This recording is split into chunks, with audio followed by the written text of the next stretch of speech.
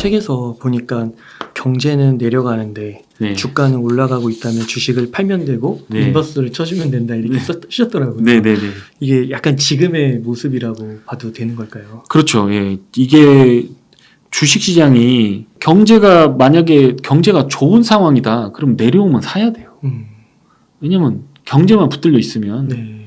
주식은 빠지더라도 20% 30% 조정은 늘 있어 왔던 거거든요. 그러니까 그건 사면 돼요. 근데 만약에 그게 아니면 경제가 부러지는 상황인데 네. 유동성에 의해서 주가가 올라가서 그 위로 슈팅이 나온다. 인버스를 덮어줘야죠. 네. 인버스를 찍으란 얘기가 아니라 덮어준다고 얘기했습니다.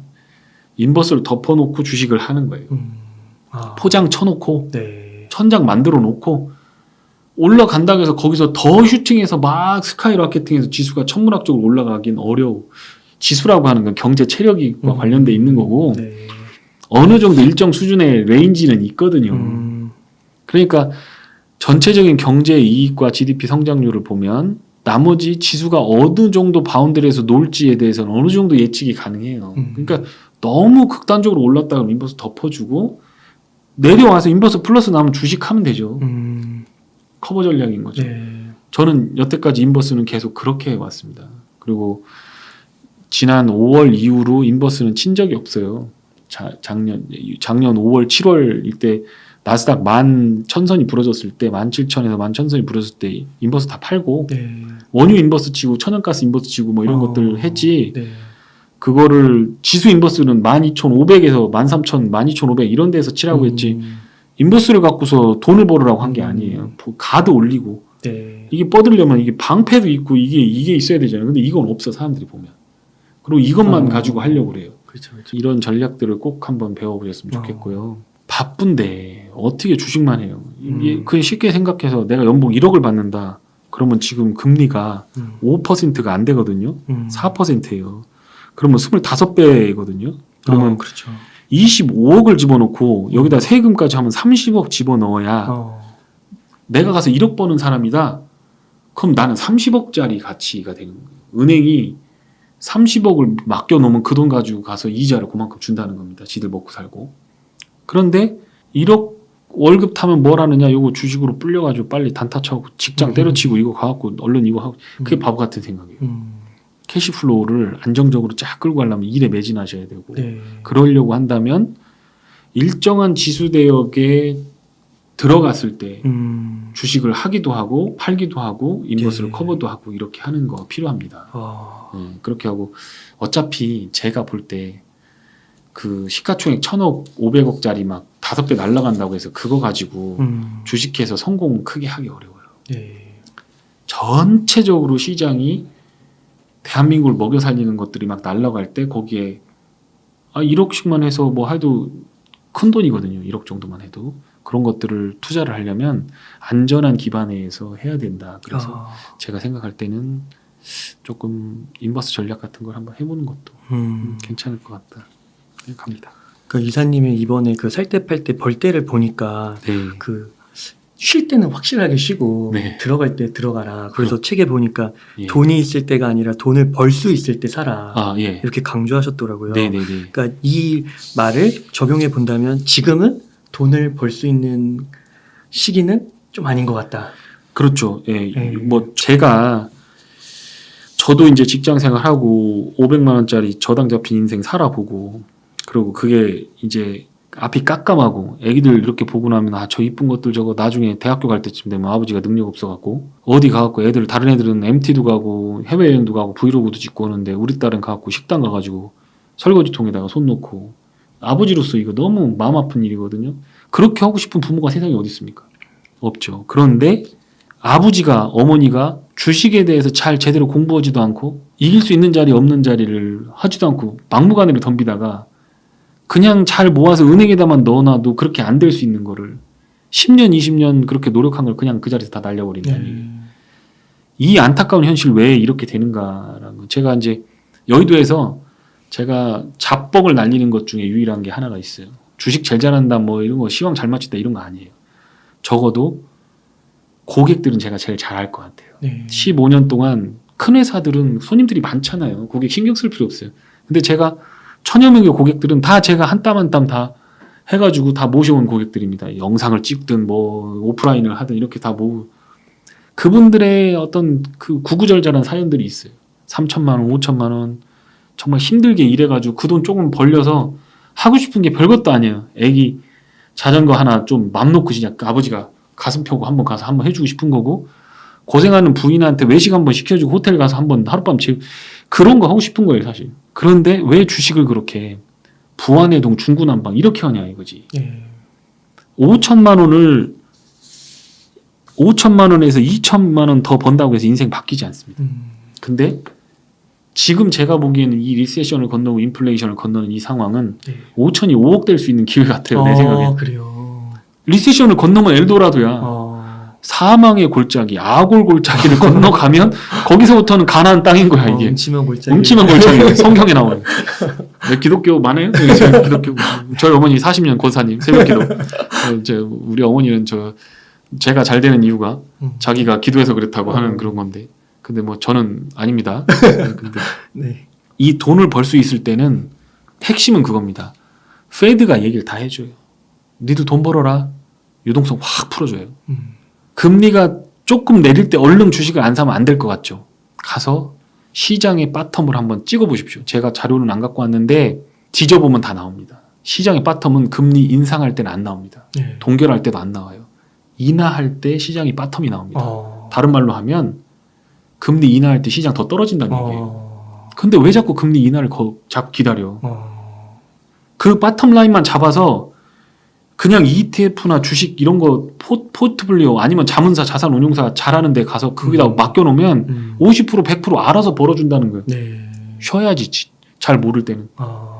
제가 경험하건대 2013년 14년까지 12, 13년도까지는 주식하기 되게 어려웠어요. 주가 지수는 올랐지만 대형주들 사지 않은 사람이라고 한다면 주가도 크게 오르진 못했고 경기가 계속 발동이 안 걸리는 거예요 이게. 그러니까 순환매도 약하고 유동성도 부족하고 돈을 아무리 풀어도 돈이 돌지 않는 거예요. 그러고 나서 15년 16년 17년 하면서 막 증시가 불을 뿜었거든요. 깨지지만 않고 있으면 내 돈 갖다 반토막 내놓고 있으면 본전 회복하려면 100% 먹어야 돼. 한참 걸려요. 한참 걸려요. 100% 먹기 쉽지 않아요. 100% 못 먹어본 사람이 이 구독자의 거의 7, 80% 될 거예요. 1000% 먹는 거 어렵지 않아요. 레버리지 일으켜서 찍으면 되거든. 1년 만에도 1000% 나와요. 장이 돌아서면. 그런데 장이 돌아섰다는 증거를 갖고 행동을 해야 돼. 그게 뭐냐? 확률적으로 높은 자리. 예를 들어 리세션이 지나고 나면 시장 멀티플이 굉장히 싼 상태로 갑니다. 우리나라가 지난번에 1400도 깨졌다는 거 아시죠? 적정 멀티플 뭐 계산하고 그러면 2000선, 1900선 밑으로 깨지면 안 되지만 거기서 20% 30% 더 깨져버려요. 그럴 때는 10년, 100년 만에 한 번 오는 기회잖아요. 빚내다가 때려 박아야지. 지수라도 때려 박아야지. 왜냐면 돈 놓고 돈 못 끼니까 이건 볼륨이 커야 되는 거예요. 여기서는. 그럴 때는 해야죠. 그럴 때 왜 망설여? 망설이는 게 아니라 그때 되면 돈이 아예 없어. 왜냐면 여기서 50% 10% 먹으려고 막 단타하다가 물리고 리세션 터져버리면 깡통이 나버렸고 은행 가서 돈 좀 빌려줘 했더니 있는 돈이나 갚어. 은행도 거지, 부자도 거지, 가난한 사람도 거지. 그런데 그때 현금 챙기고 있는 사람이 남겨놓은 사람이 그 사람이 자산을 싸게 잡을 수 있는 거죠. 그 사람이 10배 먹을 수 있는 사람인 거죠. 지금 뭐 예를 들어서 큰 테마주나 기술적인 흐름들을 잘 읽어내서 가는 사람들은 그거는 사실 지수하고 상관없는 거예요. 경제하고 상관없는 거예요. 어느 시대에나 항상 시대를 뚫고 급등하는 주식들이 있었어요. 그게 니치일 수도 있고 잠깐 꺼지는 테마일 수도 있고 아니면 추세를 잡아가는 주도주일 수도 있지만 처음의 모습은 이 세 개가 다 닮아 있어요. 그러니까 구별할 수 없어요. 한참 지나고 나서 저게 저기서부터 주도주의 시작이었다. 전설의 시작은 저기였다라고 하는 거지 실제로 우리가 그거에 대한 컨빅션을 갖고 들어가는 자리는 한참 뒤에요. 한참 뒤죠. 그러니까 지금 이렇게 놓고 보았을 때는 제 생각에는 여러분들이 한 1년 정도만 더 참아보시면 그러면 그런 기회들이 열릴 수 있지 않을까 이런 생각이 듭니다. 어떤 혹자분들은 혹자 경기 침체가 오면은 오히려 반길 일이다. 금리를 그때부터 내리니까 주가는 날아갈 것이다. 그러니까 오히려 경기 침체 와라 이렇게 또 얘기하시는 분들도 있잖아요. 장기적으로 보면 그게 맞아요. 왜냐하면 경기를 살리려고 하는 게 있거든요. 그러니까 금리 풀고 나서 그 잘 생각해 보십시오. 요즘 뭐 이거 관련이 없을지 모르겠는데 소프트 랜딩, 하드코어 랜딩 막 이런 얘기 하잖아요. 07년도에 고용 시장이 부러지고 나서 그거 회복되는데 72개월 걸렸습니다. 6년 걸렸어요. 그러면 2013년에 돼서 07년도 부러졌던 고용 시장이 회복됐다는 얘기예요. 그런데 00년 닷컴 버블 때는요 고용 시장 멀쩡했어요. 네. 리세션 징후가 눈곱만큼밖에 없었어요. 원래 그때 당시에 리세션은 두 분기 연속 GDP가 마이너스가 나야 되는데 한 분기 마이너스 났다 플러스 났다가 다시 마이너스 갔거든요. 그래도 이건 너무 하니까 리세션 판정해서 NBR이 판정을 했지만 엄밀한 기준으로 봤을 때는 그거는 아니었어요. 왜냐하면 고용 시장은 계속 좋아졌어요. 일자리가 계속 늘어나고 부동산 시장도 계속 좋아졌어요. 그러니까 이거를 어떻게 표현을 할까? 그래, 소프트 랜딩이라고 하자. 그래서 그게 소프트 랜딩인 거예요. 07년도는 지수 47% 빠졌거든요. 네. 1년으로 고점 대비해서는 57% 빠졌습니다. 많이 빠진 것 같지만 팬데믹 때도 47% 빠졌어요. 네. 그 정도 빠진 거예요. 거의 급사를 맞아버렸죠. 그런데 실제로 보면 고용 시장이라든가 부동산 시장이 회복하는 거는 거의 7년 걸렸다는 얘기예요. 6년 반이 걸렸어요. 그렇게 된 거죠. 그러니까 그거는 하드코어 랜딩이에요. 근데 닷컴 버블 때는 금리 인상해놓고 금리가 쭉쭉쭉쭉쭉 내려서 거의 제로금리까지 갔는데 제로금리 수준까지 갔는데 3년 동안 75%가 내렸습니다. 그렇구나. 네. 종합주가지수가 75% 내린 게 하드코어 랜딩이고 45%, 47% 내린 게 소프트 랜딩이어야 되는데 우리는 종합주가지수를 말하고 선반영이다 이런 얘기하고 막 수많은 레토릭, 내러티브들이 잔뜩 있잖아요. 그거 확인해 보셔야 돼요. 제가 저 책에다 쓴 핵심도 뭐냐면 너무 많은 레토릭들이 많다. 뭐 가치 투자해야 된다, 장기 투자해야 된다. 한국 주식 장기 투자 해봤어? 망해. 나 그렇게 해서 조선주로 많이 벌었다가 거지된 사람도 봤거든요. 빚내갖고 신용 이자 않고 반대면 탈탈 털려가지고 있는 집까지 날린 사람 봤거든요. 한국은 장기 투자 안 돼요. 미국은 장기 투자 되죠. 그러니까 미국으로 가는 거거든요. 아니에요. 수많은 레토릭 중에서 내가 취사 선택할 것들을 다 놔야 된다.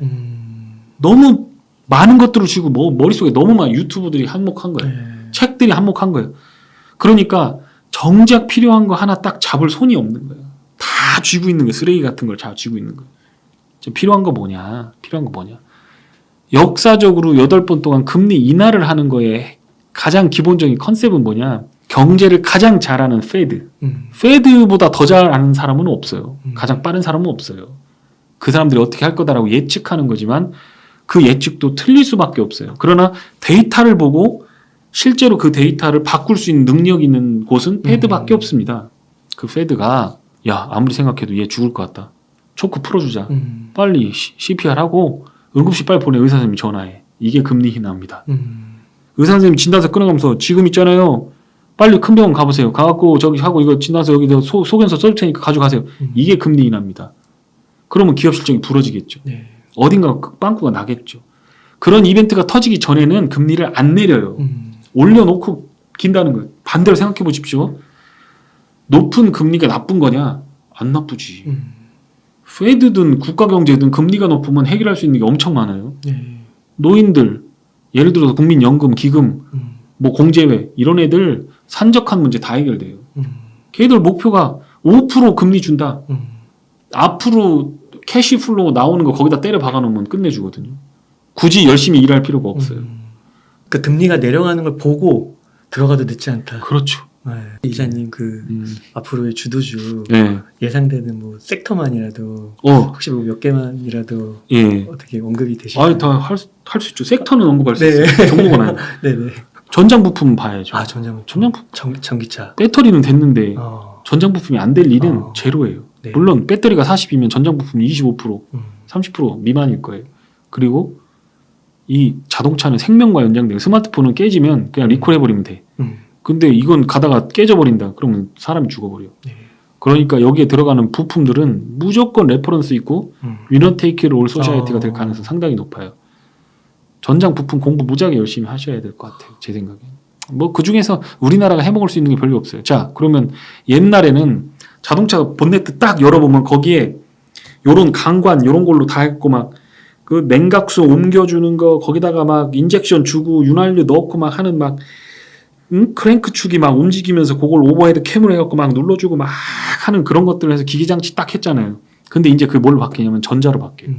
전자로. 그러면 이제 피아노가 이렇게 그랜드 피아노가 있으면 막 이렇게 치면 이게 툭툭 가서 누르면서 퉁퉁 치잖아요. 근데 전자 오르기에는 그게 아니잖아요. 이게 딱 담은 징 하고 소리가 나는 거죠. 전자 오르기 밑에는 PCB 기판이 있는 거죠. PCB 있는 거죠. 자동차도 이제 바뀌는 거예요. PCB 잔뜩 들어가겠지. PCB.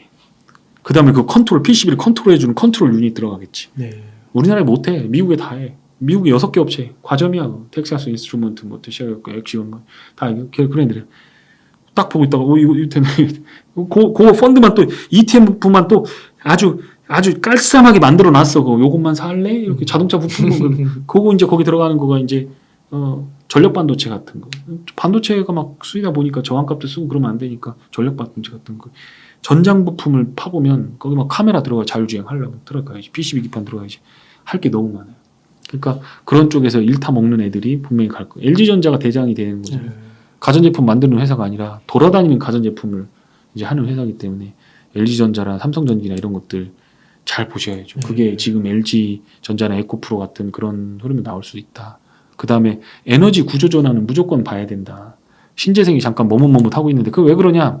그러니까 신재생 에너지가 지금 올스톱 되어 있는 거지. 전 세계가. 타워 크레인 갖다 놓고 막 풍력 발전소 막 산발이 때려 박고 막 거기다가 타워 크레인 올리고 그럼 적어도 그 풍력 발전기 하나 세우려면 100억, 150억 이상 들어가잖아요. 그러니까 그런 거 하려는 게 다 돈이 돌아야 되는데 금리가 비싸니 안 된단 말이죠. 근데 그게 어느 시점 지나고 금리가 인하되면 전환이 일어나겠고 거기다 수소 들어가는 거고 수소 이 세상은 수소 모빌리티는 안 될지 몰라도 수소 에너지 여기 뭐 자가용 발전기나 뭐 이런 것들 건물 내에 있는 비상용 발전기 전부 수소로 바뀌는 거지 이제 군대 뭐 이런데 다 바뀌는 거지.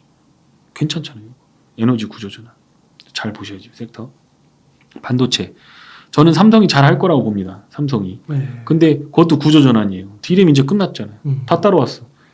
낸드는 중국이 더 잘할 것 같아 앞으로. 낸드에 투자하는 건 아닌 것 같아 제 생각에. 그리고 아직 경쟁 업체들이 너무 많아요. 디램은 없잖아요. 뭐 LP다 나냐 다 날라갔고 걔들은 뭐 이제 완전히 종이 쪼가리 됐고 삼성, 마이크론, 하이닉스 이 세 개가 다 먹고 있는 거라는 얘기죠. 네. 그러니까 세 개의 과점 체제하고 플레이어가 7개, 8개 있는 거하고 완전히 다르잖아요. 그 얘들은 그게 끝나야 투자하는 거가 그 전까지는 먹고 살만하면 또 막 피 터지게 싸우려고 또 유상증자 때려박고 뭐 공장 짓고 막 하면서 주주들한테 좋기보다는 회사가 생존을 위해서 경쟁하는 게 그거 아니다.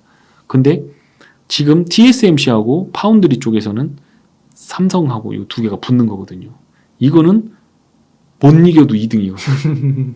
그렇잖아요. 네. 못 이겨도. 근데 그것만 잘 해서 한다고 하면 비메모리가 그 되게 큰 시장이거든요. 네. 그동안 40년은 메모리가 먹여 살렸다면 앞으로 40년은 비메모리가 먹여 살릴 거고 예전과는 다른 어떤 소셜 포지션이 나오기 때문에 그쪽에서 삼성이 기를 쓸 겁니다. 삼성 돈 다 때려 박아서라도 이기려고 할 거란 말이죠. 그럼 그거에 수혜를 받는 업체들이 있겠죠. 소재, 부장, 뭐 소부장 제품 뭐 이런 것들. 뭐 거기 보면 미국에 오면 뭐 ASM 그 해가지고 뭐 EUV 장비, DUV 장비, DUV는 안 쓰니까 EUV 장비 뭐 하고 거기에 뭐 펠리클 들어가고 뭐 이런 것도 있거든요. 삼성이 그거 다 할 거란 말이죠. 그런 쪽을 잘 보면 그런 게 10배 나겠죠. TCK처럼 전자결제 업체들처럼 네이버처럼 멀리 보고 가능하죠. 끝으로요. 네. 시청자님들께 좀 하고 싶으신 말씀이나 강조하고 싶으신 말씀 있다면 좀 부탁드리겠습니다. 투자자들한테 부탁드리고 싶은 거는 제 영상이나 제 말씀을 듣고 손해를 보시면 안 됩니다. 그러니까 제 말이 혹시 설득력이 있다고 하더라도 한 번 더 의심해 보시고 한 번 더 검증해 보십시오. 그렇게 하고 책도 읽어보시고 자료도 보시고 또 그 다음에 주식 얘기도 처음부터 끝까지 쭉 따라다니면서 들어보시고 그렇게 투자를 하셨으면 좋겠습니다. 전문가들은 이게 망치, 벤치 이런 거 연장통하고 같다고 생각해요. 연장통에 보면 많은 전문가들 있잖아요. 근데 어떤 전문가는 망치 같은 전문가가 있어요. 때려 박는 거 잘하고. 어떤 사람 장도리처럼 빼는 걸 잘해요. 어떤 사람 송곳 같은 사람이 있죠. 다 필요한 겁니다. 이럴 때는 이런 사람이 필요하고 저럴 때는 저런 사람이 필요한 거거든요. 그러니까 저를 이용하는 이 사람의 용도는 어떤 건가를 먼저 파악하시고 인생에 도움이 되는 방향으로 제 영상과 제 책과 저의 어떤 내러티브를 이용해 주셨으면 좋겠습니다.